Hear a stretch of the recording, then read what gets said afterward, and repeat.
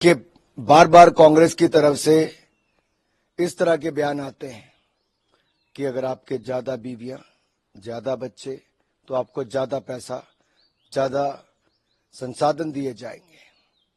क्या कांग्रेस इसी विचार पे चल रही है? और फिर एक कांग्रेस के नेता ने तो ये भी कह दिया कि आपकी मृत्यु के बाद आपकी संपत्ति, उसका 55% हिस्सा जैसे अमेरिका में ले लिया जाता है, उस तरह पे विचार किया जाए। तो देश की जनता ये जानना चाहती है आखिर कांग्रेस क्या क्या लेना चाहती है हिंदुस्तान के लोगों से, और विशेष तौर पर हिंदुओं से। और ये कुछ आंकड़े सामने आए हैं। एक तो ये भी आया कि हिंदुओं की जनसंख्या जैसे कम हुई और मुसलमान की जनसंख्या कई गुना ज्यादा बढ़ी है। तो इससे, और दूसरी बात ये, जब ये बात आ रही है कि संसाधन उनको दे दिए जाएंगे ज्यादा जिनकी बीवियां ज्यादा हैं, बच्चे ज्यादा हैं, तो ये अपने आप में एक बहुत बड़ा प्रश्न चिन्ह खड़ा करती है। और कहीं ना कहीं हिंदू परिवारों के मनों में आज एक चिंता ये सता रही है कि कांग्रेस किस राह पर जा रही है। क्या धर्म के नाम पर, तुष्टीकरण के नाम पर इस तरह की राजनीति करेंगे? वोट बैंक के लिए और कितना गिरेंगे? सर, मणिशंकर अय्यर ने कहा है कि भारत को पाकिस्तान को सम्मान देना चाहिए। अगर वो सम्मान नहीं, तो उनके पास एटम बम है जो रावलपिंडी में स्थित है। ये कांग्रेस का खौफ, ये डर, या फिर पाकिस्तान प्रेम, ये बार बार खुलकर आता है। और कांग्रेस के नेता रहते तो हिंदुस्तान में है, दिल पाकिस्तान में है, और डराने का काम हिंदुस्तान को करते हैं। अरे पाकिस्तान की क्या हिम्मत कि हिंदुस्तान की तरफ आंख उठाकर भी देखे। भारत मुंह तोड़ जवाब देना जानता है, दिया भी है, बार बार दिया है। और इसलिए तो पाकिस्तान का हाथ कांग्रेस के साथ दिखता है। बार बार बयान इस तरह के आ रहे हैं पाकिस्तान के कांग्रेस के समर्थन में, और यहां से कांग्रेसियों के पाकिस्तान के समर्थन में।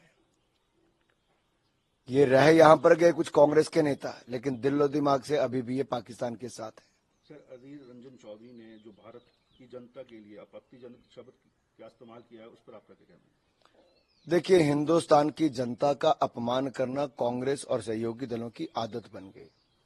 कभी ये कहते हैं सनातन को कुचल दो, हिंदू को खत्म कर दो। कभी इनके सहयोगियों का आता है कि सनातन HIV, मलेरिया, न जाने क्या क्या कहते हैं ये लोग। आखिर क्या मिलता है कांग्रेस और उनके सहयोगियों को इस तरह के बयान देने से? और कुछ तो ये कहते हैं कि पूर्व के लोग चीनी की तरह दिखते हैं, पश्चिम के अरबी की तरह, उत्तर के अंग्रेज की तरह, और दक्षिण के अफ्रीकन की तरह। एक और बयान दे दिया अधीर रंजन जी ने, जो ये दिखाता है कि भारत के लोगों पर जातिवादी टिप्पणी करके, रंग भेद की सोच, ये स्पष्ट दिखाती कि अंग्रेज चले गए जिन्होंने कांग्रेस पार्टी को बनाया था, अपनी सोच इनको दे गए कि बांटो और राज करो। और ये मानसिकता कांग्रेस की दिखती है कि हिंदुस्तान के लोगों को आज भी रंग के आधार पर ये देखते हैं। और मेरा सवाल इस पे DMK से है, कांग्रेस के अन्य सहयोगी दलों से है, वो इन टिप्पणियों के बाद भी क्या वो कांग्रेस से अपना गठबंधन बनाए रखेंगे? देश को बताना चाहिए। सर, राहुल गांधी का जनसभा को संबोधित करते हुए कहा है कि हम एक नई योजना ला रहे हैं, पहले नौकरी पक्की, यानी 1 साल में हम भारत के सभी बेरोजगार युवाओं को कंपनियों, सार्वजनिक क्षेत्र, निजी क्षेत्र, सरकारी अस्पतालों, दफ्तरों में अधिकार देने जा रहे हैं। उन्हें केवल साल की नौकरी, बेहतरीन ट्रेनिंग और 1 साल 1 लाख रुपया बैंक खाते में जाएगा। कांग्रेस बेनकाब हो चुकी है। और अगर आप देखेंगे, राजस्थान हो या छत्तीसगढ़ हो, यहाँ पे इनकी सरकारों ने बड़े बड़े वायदे किए थे, सब औंधे मुंह गिरे हैं, कोई पूरे नहीं किए। इनके यहाँ तो पेपर लीक होते रहे, 19 पेपर लीक केवल राजस्थान में हुए। छत्तीसगढ़ में भाई भतीजावाद हुआ, महादेव ऐप घोटाला हुआ। नौकरियां तो दूर रखिए, इन्होंने तो देश को और प्रदेशों को लूटने का काम किया। कोई वापस कांग्रेस की ओर नहीं देख रहा। कांग्रेस तो अब अपनी खिसकती जमीन को बचाने का प्रयास कर रही है। कांग्रेस संघर्ष कर रही है कि 40 पार कैसे करें, और दूसरी ओर भारतीय जनता पार्टी जनता के आशीर्वाद से 400 पार करके मोदी सरकार बना रही है। राहुल वाड्रा ने कहा है, मैं किसी को जवाब देने के राजनीति में नहीं आया हूं, मैं देश के लोगों की सेवा करना चाहता हूं, इसलिए शायद ये राज्यसभा का माध्यम से हो रहा है। मैं देश भर के लोगों के लिए काम करता रहूंगा और अमेठी, रायबरेली, मुरादाबाद की यात्रा करूंगा। देखिए, जब तक श्रीमान राहुल गांधी जी हैं, कांग्रेस के बड़े और नेता हैं, आपने देखा कई चुनाव हो गए, ना रॉबर्ट जी को टिकट मिली, ना प्रियंका जी को मिली। अब ये तो इनके परिवार और पार्टी की बातें हैं, लेकिन अब जग जाहिर हो रही हैं।